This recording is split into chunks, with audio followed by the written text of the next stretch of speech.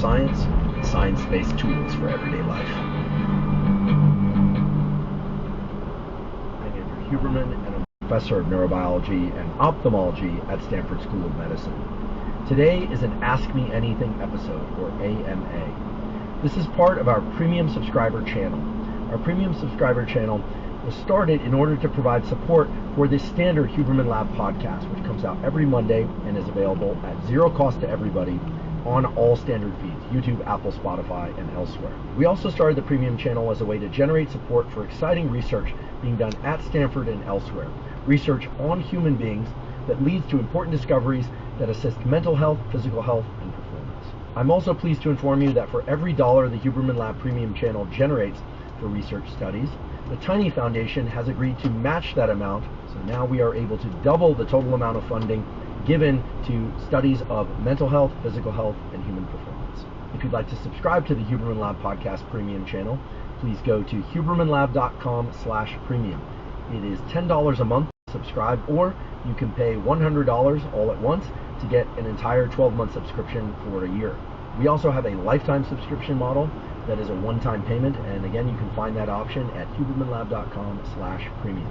For those of you that are already subscribers to the premium channel, please go to hubermanlab.com/premium and download the premium subscription feed.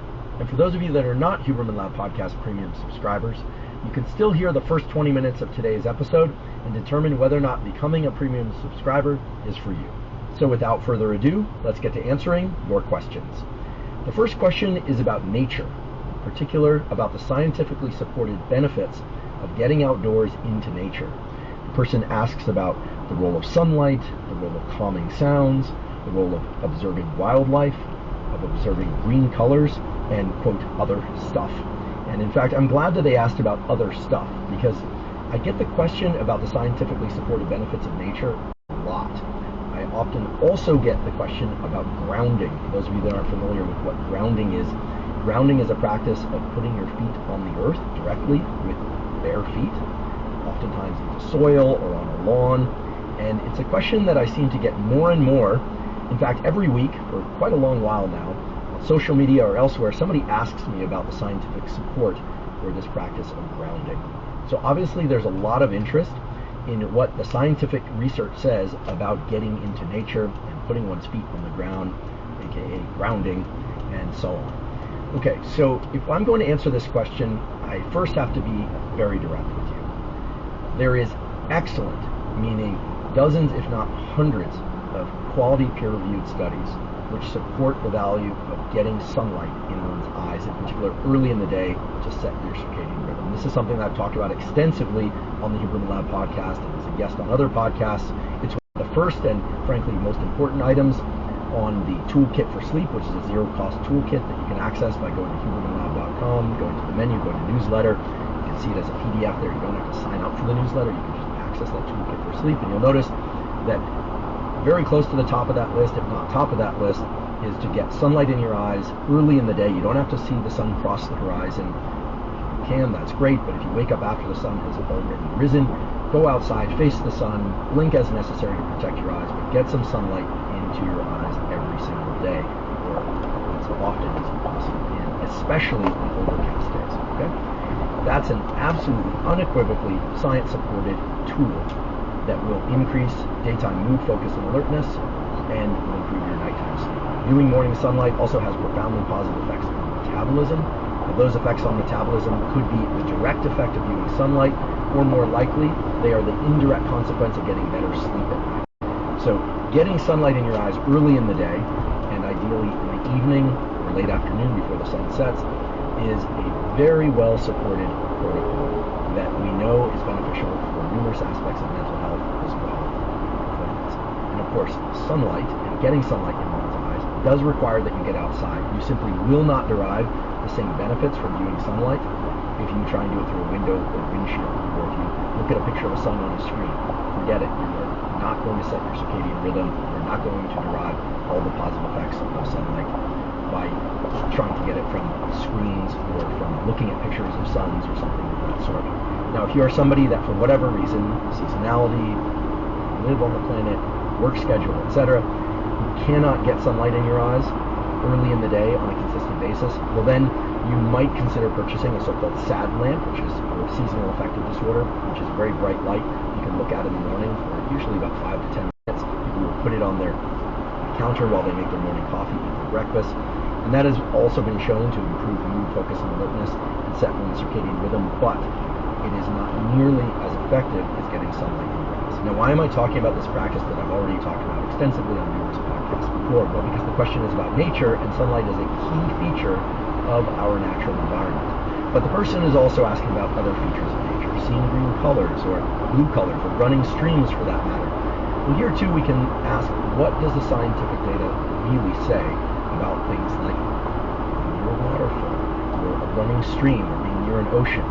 Actually, this is quite interesting. There's actually a peer-reviewed literature on negative ionization, as it's called, which is a pattern of ionization that's present close to bodies of water and particular types of bodies of water, such as waterfalls, running streams, etc. There's actually a laboratory at Columbia University School of Medicine that has published fairly extensively on the health benefits of negative ionization as it relates to setting circadian rhythm and some other aspects of mental and physical health. I intend to host the head of that laboratory on the Huberman Lab podcast in the not too distant future. For now, we can safely say this. There does seem to be some positive health benefits to placing oneself near bodies of water, in particular moving bodies of water. And of course, this is always the case when there's a discovery about how the natural world can impact health, there have been some technologies developed to create negative patterns of ionization within a home environment. But as with viewing sunlight exposure and comparing it to, say, SAD lamps, the negative ionization machines that one can purchase and put in your home environment have been shown in a few studies to produce some positive health benefits, but those positive effects in no way reach the level of positive effects that have been demonstrated in studies where people are actually spending a dedicated period of time outdoors near a moving body of water. So in thinking about nature, natural environments, there's strong evidence for getting sunlight in one's eyes. There is some evidence for being near moving bodies of water, perhaps, again, I really want to highlight perhaps because of negative ionization created by those moving bodies of water. There is far less evidence for sunlight simulators or negative ionization machines used indoors. And then the asker of this question also, quite correctly, asked about things like calming sound, watching wildlife, green colors, etc. And herein lies a really important point for everyone to digest. While, of course, answering a question about the natural world or about health requires that we first pose a hypothesis. Those of you that are familiar with what a hypothesis is a stated prediction. So it's not a question. A question would be something like, is getting out into nature good for our health? A scientific hypothesis is where one actually takes a stance. For instance, you could take the stance and make the hypothesis that getting out into nature for 30 minutes per day, 3 days per week, improves mood and nighttime sleep. Okay, so that's a hypothesis that then one would go on to design an experiment to test and then evaluate the data from that experiment and compare it to the hypothesis, either validating or negating that hypothesis. Okay? That's essentially how science is done. There's a lot more to it, but that's essentially the scientific method. And while, of course, the scientific method is a fabulously powerful tool, for some questions, it is a less potent tool. And the question of, is getting out into nature helpful for enhancing our mental and physical health, is the sort of question that, while ideally you could design a really well-controlled study to address, it's actually quite difficult to design such a study. And here's why.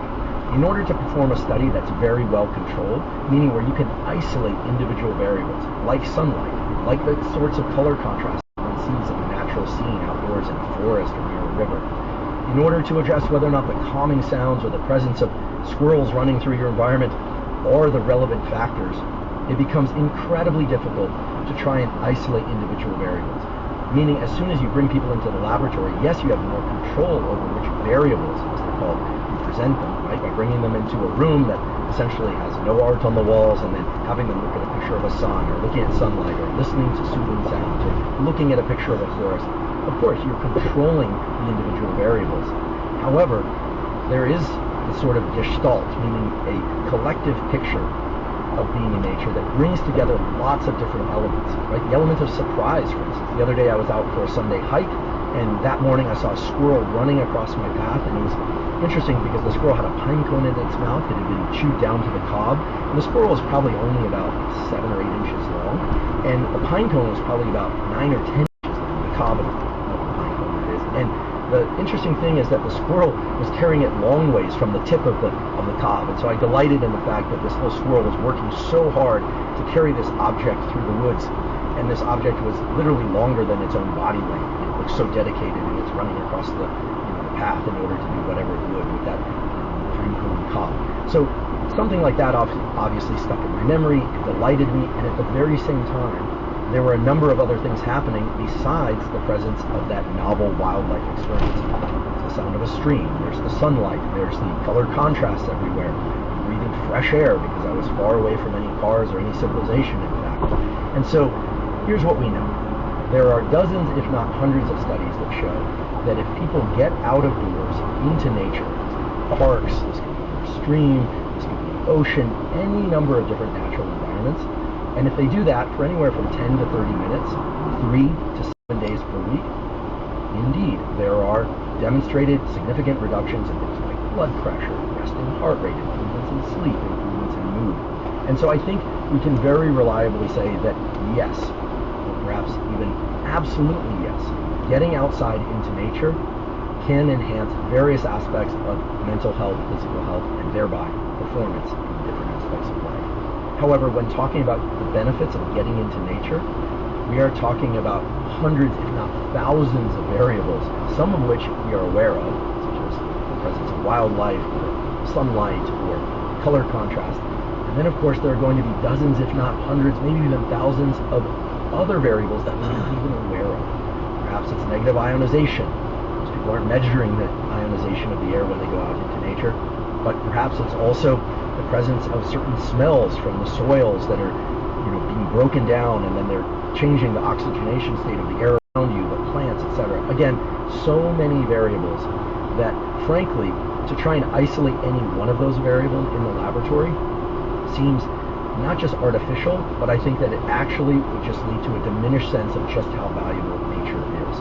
So while, of course, the Huberman Lab podcast is a podcast where we always center on science and science-related tools, meaning protocols that are grounded in quality peer-reviewed studies, subjected to control conditions where some people are getting, say, drug treatment, or taking a supplement, or doing a particular behavioral practice and other people are not, or doing some variant of those, dose-response curves, all of that stuff.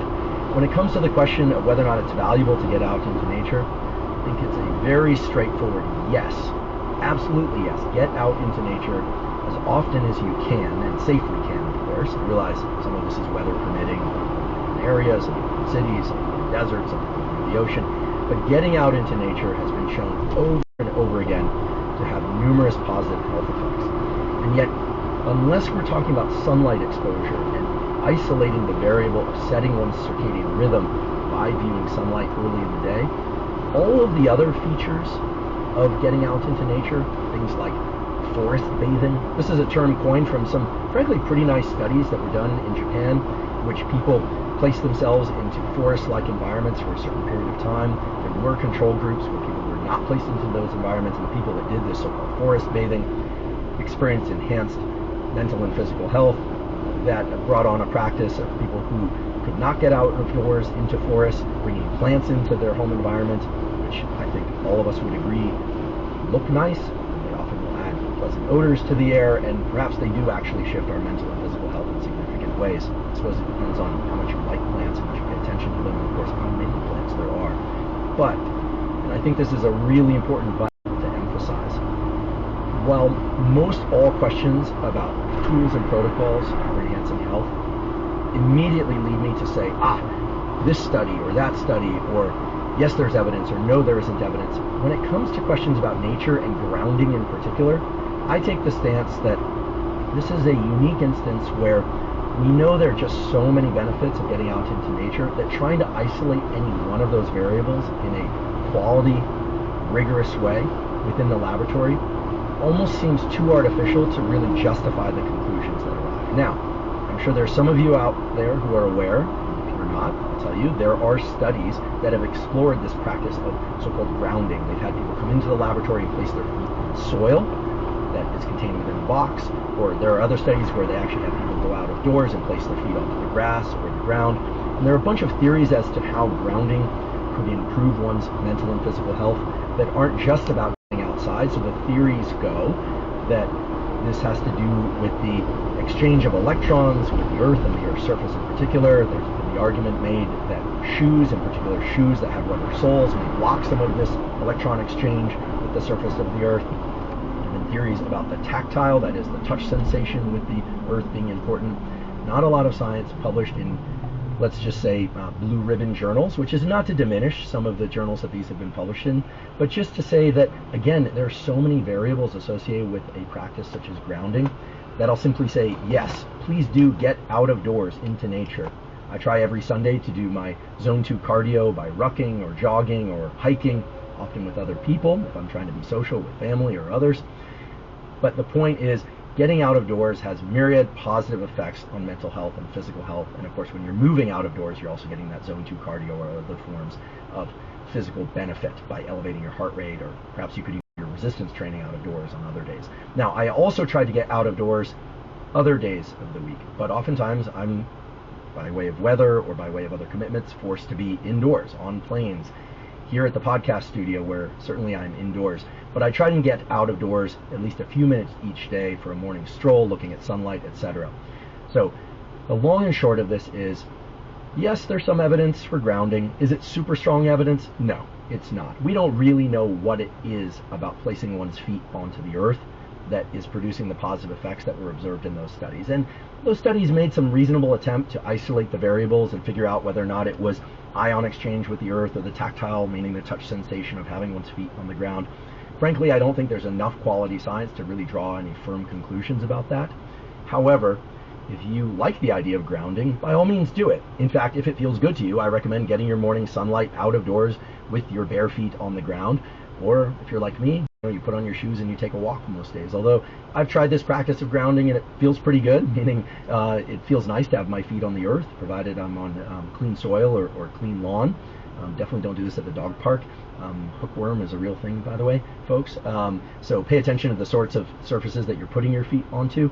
But the question about whether or not nature is valuable for our mental and physical health is an easy one. It's an absolute yes. But isolating the particular variables about nature that are most beneficial, well, that's a much tougher question. And it's one that, frankly, the scientific method is not, and to be honest, I don't think ever will be in a position to isolate and really nail down specifically, because as soon as you get specific about that question, you start to diminish the value of the study itself. So the long and short of this is, get out into nature as often as you safely can. If you can exercise out of doors, even better. If you want to make it social, great. If you don't want to make it social, fine. It's your life, it's up to you. But there certainly is value in getting out into nature. It's also just beautiful from a visual perspective, from an auditory perspective. And I myself try and take at least a few trips each year. None of these are particularly expensive trips, where I try and get out hiking, camping. The weekly walks in nature are a absolute must for me. If I miss one because of weather conditions or travel, I make it a point to try and get into nature more during the following week or whenever I can. And frankly, I don't have a scientific explanation for why nature is oh so beneficial, except for the sunlight piece and perhaps this grounding piece and the negative ionization piece. And frankly, I don't worry so much about the lack of variable isolating quality peer-reviewed studies that support the benefits of getting out into nature. I simply like getting out into nature and into different natural environments as much as I possibly can, because for whatever reason, imagine those reasons have something to do with serotonin, dopamine, hormones, oxytocin, probably a bunch of different things that are rooted in how our nervous system is evolved in natural environments. Well, it just feels really good. Thank you for joining for the beginning of this Ask Me Anything episode. To hear the full episode and to hear future episodes,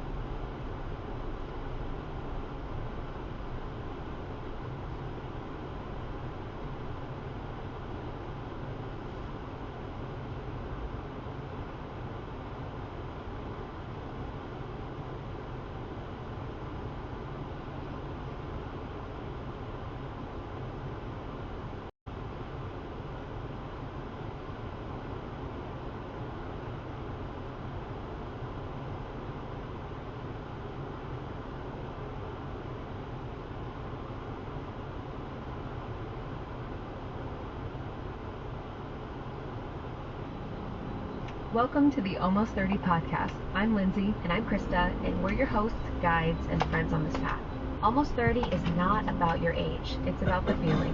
All of us are almost something, seeking community and resources to support the rumblings of transformation within us. Our conversations are deep dives, shepherded by our insatiable curiosity and desire for connection, enduring inspiration, and a sense of levity that we can all benefit from. We're looking to find the magic in the human experience. Buckle up, baby. Your evolution is waiting. Hi everyone, just a quick note. This is part 1 of our conversation with Radhi Depukia Shetty, and part 2 will be released in October to celebrate her new podcast. Thanks for listening and enjoy. Hello and welcome to Almost 30 podcast, baby. What's up, everybody? It's your BFFs, Linz and Krista.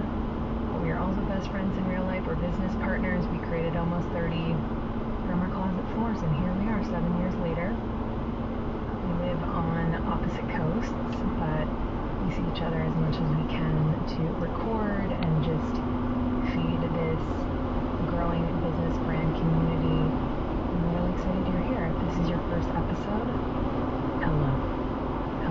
If you're coming from the Radhi camp, welcome. We're so glad to have you. Yeah, that's a good one. If you're coming from the Radhi world, we're really glad to have you. Sure is you. You are an amazing person with amazing energy. We had a first conversation with her probably a year ago, maybe 2 years ago now. One of the best. Just truly, her and Jay are even better in person.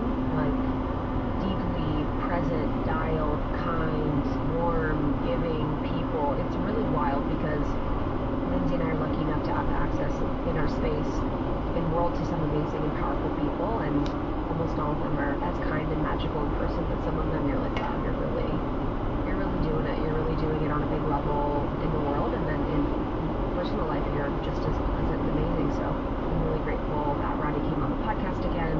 And again, if you want to listen to that first one, you can search Radhi Almost 30, and you can dive into our conversation around confidence, around her journey, around friendship. It was just really beautiful.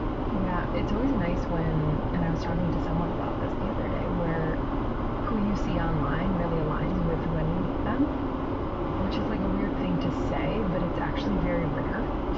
It's really nice to experience that in our space and to really feel their authenticity. And I know authenticity is kind of like a bleh word, but to really feel on an energetic level like them being themselves wherever they go, no matter if they are in front of thousands of people or just with us intimately in a podcast studio. And that's something I definitely think about a lot and strive to be, because it can be easy to like just be a little chameleon and kind of be what you think people need you to be in those different arenas. But I feel like Jay and Radhi, and she talked about this a little bit, really make an effort to be themselves no matter where they are. She was talking about in this conversation just how she's noticed that like when she's really authentic to who she is, it disarms people. Right before we met for the interview, it was the morning before,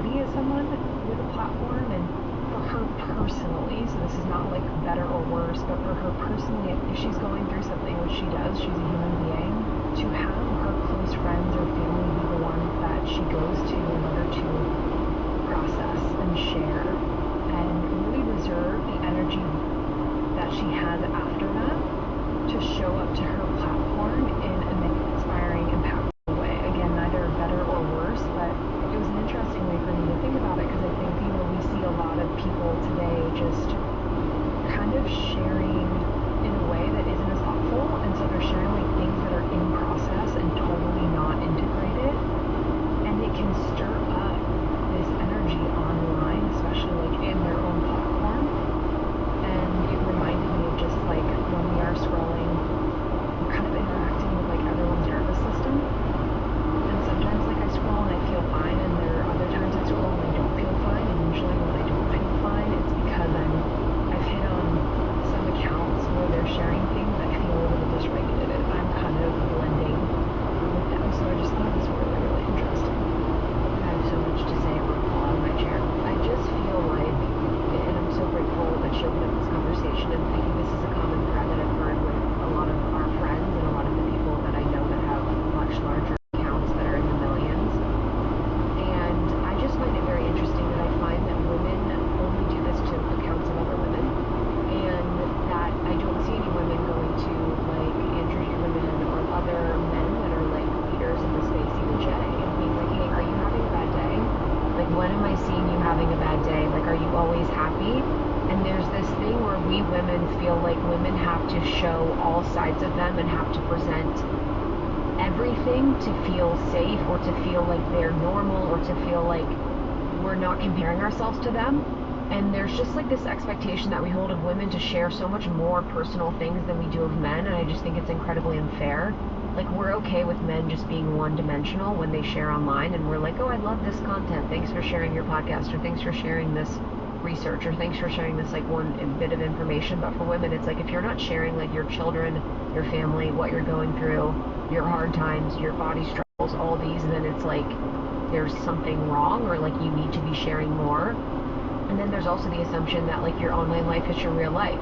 Like, we need to remember that our online life is not our real life, and when we're going to people and saying, hey, you need to share about when things are bad, it's like you are forgetting that the real life has precedent, and it's actually the healthiest thing to process what you're going through with your real life and with the real people that matter in your real life. And I don't think we really realize the impact that like sharing about things, especially, Roddy's not a mother and neither am I, but I can imagine that if you're a mother and you have children and you're sharing about things about your children or your family online, that will impact them in the future. We've never had this as like a culture or society where we're kind of growing up with children that were online. We are also online. Our children's children would be online.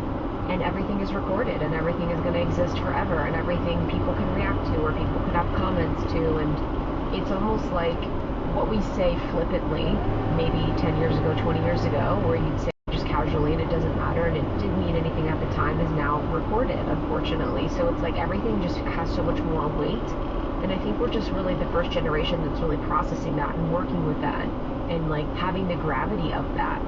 And I experienced that, as a much smaller creator too, where I'm like, oh, I do want to bring people along the journey of what I'm going through. And I do share very openly about things that are hard and my struggles and things that I'm going through. But it's like, I also don't want a lot of opinions and perspectives about my process. And I want to, like, what she's doing be with the people that I'm impacting or impacting me in whatever scenario first with things. And I think too, it feels a little leaky for me to be like, I'm struggling, I'm going to go to the internet. Like, no, I'm struggling, I'm going to go to my self-care practices, I'm going to go to my therapist, I'm going to go to the things that help bring me back to sense, like nature or meditation or baths or screaming, whatever it is, and then kind of come back. But it's like, I don't want my brain to get used to me going directly to social media when I feel like I'm not feeling myself. Yeah, I feel like that's such a relevant topic, even for people that have smaller platforms. It's like, how much are we sharing online? How much are we expecting people to share? when are we coming into this like portal and world of social media and assuming it's reality? Like, how can we pull ourselves out to just be reminded that like people are curating their feed because it's not exactly who they are? Exactly. Yeah. The whole This is sermon. coming out on the 8th, so I've announced my pregnancy already, but I'm going to do just an episode a little bit on my experience of keeping this kind of close and private for a long time. And I've done this with other areas of my life. I feel like I shared about my wedding like right after, and it's something that like I didn't know I would want to do that until you're kind of in the process. And I've definitely gotten like messages and feedback that are like, why didn't, you know, I would love to like know more, and I would love for you to share. And yeah, it's something that I might completely change my mind on at some point or another. You know, I just kind of like flow with it.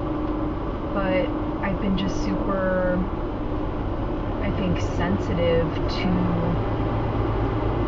it almost feels like an open wound when it's like online, and then I'm unable to actually fully feel and be in the experience because there's this like open wound online, and wound's the wrong word, but it just feels maybe leaky.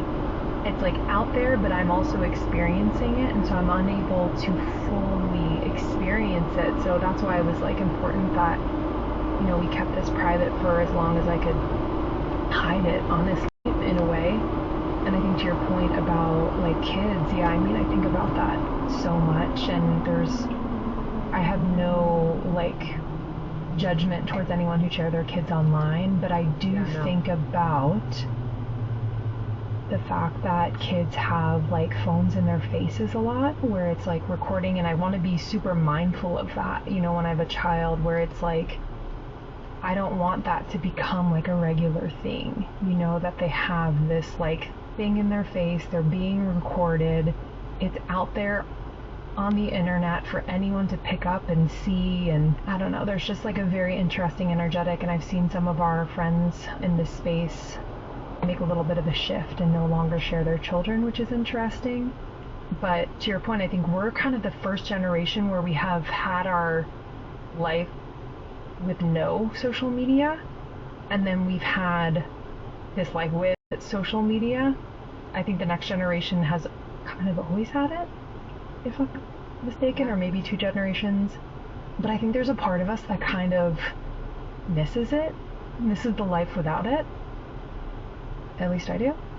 Yeah, I don't consider it, but yeah, I definitely see the benefits of it. I think it's, yeah, I can't imagine what it will be like. And my friends that have children, it is such a nuanced thing where we don't know really the impact on the brain yet. We don't really know all of these things in the way that it's like impacting them, but it's huge. And you know, it's interesting to think like too, as a creator and a content creator, it's almost like sometimes like the thought is that you are trading your privacy and you're trading your aspects of your life for the life to, it's like, well, that's what's so interesting about being content creator influencer. It's like, well, so you want to be private, but you can't necessarily be private if you're trying to monetize the access to your life or your thoughts or your you know what I mean? It's like such a weird game, like where it's, yeah, it's just all new, and it's all something that we're all figuring out like in real time. Totally. Unless you niche out and you're just making like sourdough bread, you know? Yeah, dude. Sometimes I wish that was me. Where it's just like a shot of just your hands kneading bread. You're just like, oh, yeah, no one's messaging the kneading bread woman and saying, what, how, are you having a bad day? Tell me about your bad day. You know what I mean? Like, dude, that's the whole thing. It's like, you actually, it's either niche down to a level that's like incredible, or you are open and lifestyle, and then people want everything. They're like, people to me, they're like, did you regret getting married? I'm like, that is not a conversation for me and a stranger to have. I don't, first of all, at all. It's just like, do you understand what you're asking me? This is like, if I was to tell you something and not tell the actual person that's directly impacted, it's wild. It's a wild and crazy world. But Roddy is so beautiful in the way that she shares, and she's so open, and I love just being present for her process of her truth and her exploration. And she's got such an incredible YouTube. I know she's got big things coming out next year, which I'm really excited about too. And if you're also a fan of Roddy's, I'm sure you are of Jay's, and he's been on Almost 30 a few times as well, so you can search Jay Shetty Almost 30 and find other great episodes with him. So check her out on all socials, Roddy Devukia Shetty. Enjoy this episode. If you loved it, please share with a friend. That's how we've grown from 0 to billions. But we really appreciate That's how you. we became billionaires. Yeah. We have new episodes every single week. We have not missed a week in 7 years. Sorry, bragging, but we That's how you get haven't. successful. People ask how you're successful. It's like, just keep going. Just be consistent. Yeah. But we will see you on the other side of this one. Enjoy it. We love you. Before I got pregnant, I was really excited to find a alcohol brand that I loved and I trusted the ingredients and could enjoy every once in a while. I was bringing it to parties, like everywhere I went, dinner parties, and people were obsessed with June Shine. Okay, so you maybe have seen June Shine around. It's in over 10,000 stores across the country, available at Whole Foods and Target, Ralph's, Vons, Albertsons, Crazy. All of their cocktailable, delicious. They can like the rum, my flavors. Go to June Shine, a Q bar. Now you can get 20% like a mid-afternoon crash because of all the after a workout. I might have this in little just like sweetness. That's like your message and data rate. Well, I was up. I know that feeling. I It's know. the worst. It's like when you have an exam. That's what it took me back to. So it's like you can't fall asleep deeply enough to Yes. actually get rest. You're kind of like always a little bit awake. Exactly. So I'm curious because I want to hear about that experience. But what do you do? Like you're coming into a city that it's not your home. Mm-hmm. You know the city. You kind of understand the energetics of the city. But how, before something big like that, are you grounding and like actually finding a little bit of peace? Because I feel like a lot of people are traveling a lot, maybe for work, maybe not, and they're not thinking about the energetics of the city and how they can kind of find like their center. Yeah, good question. I've learned to just do the minimal practices that I can, that I know help me in that moment. So I know going out for walks to like almost let my body, it's the word like accustomize or like become familiar with my surroundings. Again, why I like having windows and sunlight, places where I can really absorb in the environment that I am in. So definitely just getting outside, and you know there's so many different practices like moon bathing and even like directly looking into sunlight when you get to a place, and you know there's a thing where you just have your bare feet on the floor. One of those three. Or on Canal Street. Or on Canal Street, exactly. Like wherever it is, I definitely do one of those three things when I get to a place. Just really like settling into the environment. It's also kind of just telling the environment that you're in, I'm here, and letting your body really connect to that place. So I do that, but then I also have little things like the night before something like this, I also just the little like self-care rituals. I do Abhyanga, which is one thing that is the Sanskrit word for self-body massage. It's a really beautiful self-love practice, which is basically using oils or medicated oils and by medicated I mean with adaptogens, onto your body. And I particularly do the feet because that's where our nerves end. It actually like has access from your feet through the nerves throughout your entire body. And so even just by doing a little foot massage with oils, which also then lubricate your nerves and help to calm it and almost gives them a hug, that's a practice I love doing before I go to sleep, especially in a new environment or if I've got something big going on. And then also just eating foods. Like I always find when I go to a new place, I normally get really excited and I'm like, oh, I want to go eat this and I want to go eat slice of pizza, but actually like having foods specifically that ground you and earth you into your back into your body, and like foods that feel nourishing. Like anything nourishing makes your body feel so much more comforted and content in the space that you're in. So instead of reaching for like a pizza slice when you get somewhere, like maybe have something a little bit more nourishing for your mind and your body, because travel does a lot on your body as well that we don't really take into account. Completely agree. The travel for me, some people thrive like going on planes and they really love the feeling. It's one of like the top 5 worst feelings I have, and I'm really trying to hack it. It's hard. It is. I think it's like the lack of oxygen. I think it's a lot of things. So it's the much. Artificial light. I think number 1 for me in that travel is what you mentioned, the nourishment. Yeah. Because it's our digestion, I feel like slows down, It does. or my anxiety maybe restricts it. I don't know, but making sure that I'm like getting really healthy, clean foods, even though it might be a little boring and we're not taking part in like the buzz and what's happening. it makes a world of difference. What did you have like the morning of the Today Show? Because you have to get up so early. I do, and honestly, I do intermittent fasting till like 11 o'clock. Yeah. So my body is actually a lot better. Like I function, whether it's workouts or whether it's performing in some way, whether it's going into an exam. I generally function better on an empty stomach. I'm the same. But what you were saying about feeling a little bit more anxious and your digestion, that's actually fully true when you go up in the air in a plane. So in Ayurveda, it says that Vata energy, which is light, airy, and the energy in your body, which actually causes anxiety and creativity in the mind, but when imbalanced can create erratic feeling of like anxiousness. That's actually completely elevated and exacerbated when you travel in an aeroplane or in anything fast moving. That mixed with the altitude, mixed with the false air that's being put into the aeroplanes, your digestion is slowed down completely, which is why a lot of people come off a plane and get constipated. Your anxiety and your kind of mind is heightened to, it's increasing air in your body, which increases that movement in your mind. And so all of that is so true. So that's why even on the plane, I have like a ritual of what I eat, what I don't eat, because I have to travel so much. I know what makes things a lot worse. They even say that your senses on your tongue become a little bit numb, and so even flight food ends up being saltier, and like you crave more salt, so you're eating a lot more crisps and like dried food and things to just stimulate your tongue more, because your tongue is actually like the stimuli on there are dampened. There's so much that happens, and I just think like this feeling of awareness, like what you said, this is what you've noticed, these things about your body, you've noticed that this is what happens. I think we become so mindless especially if you do it often, in the day-to-day activities. I'm like, when my friends land and they're like, I'm constipated, and then it stays for like 3 days, I'm like, that's not normal.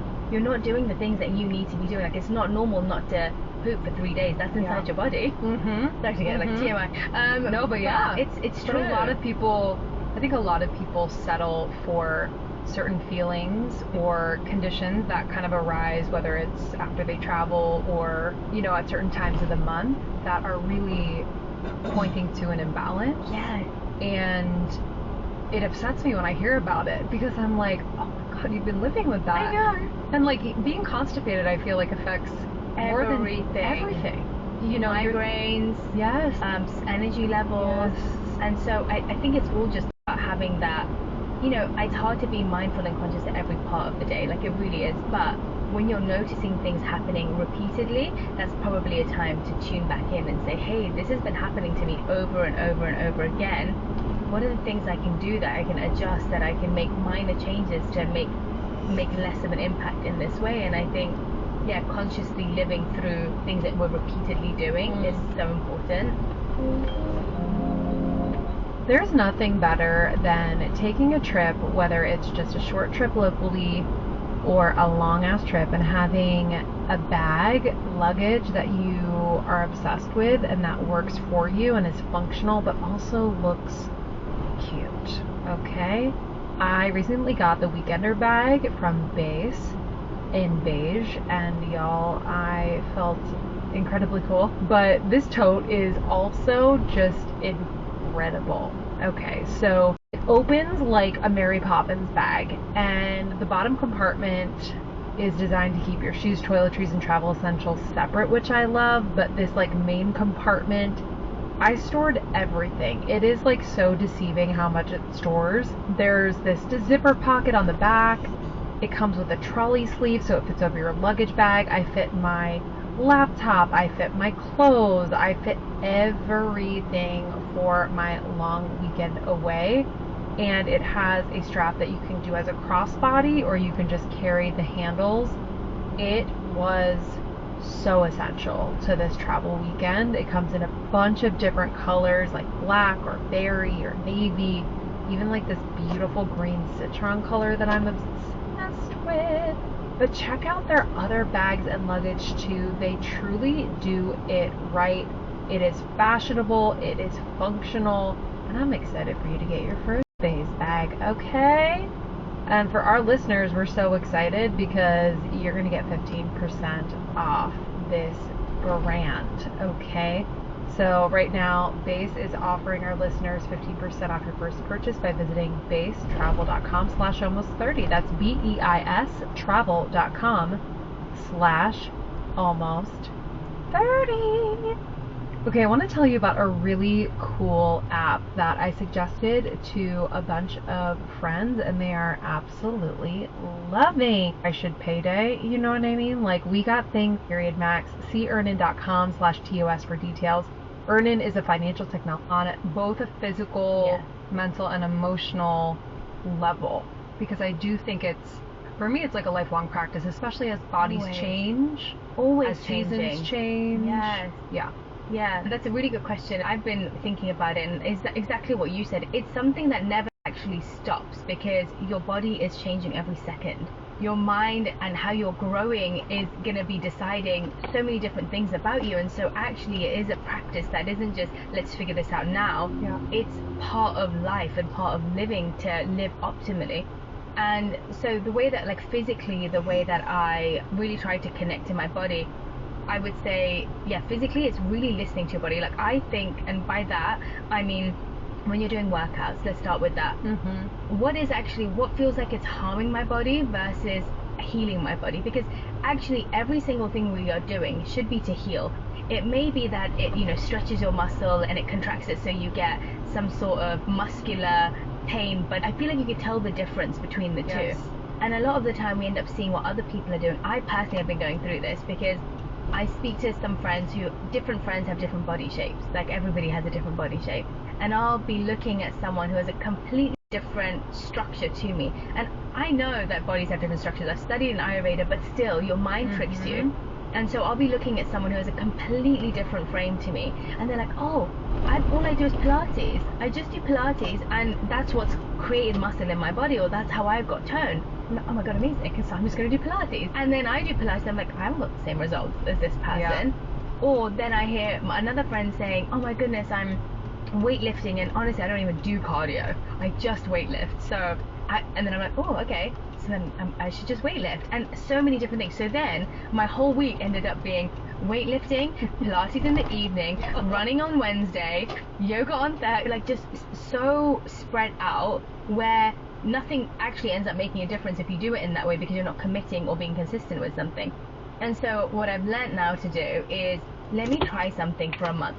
Like, just stick to one thing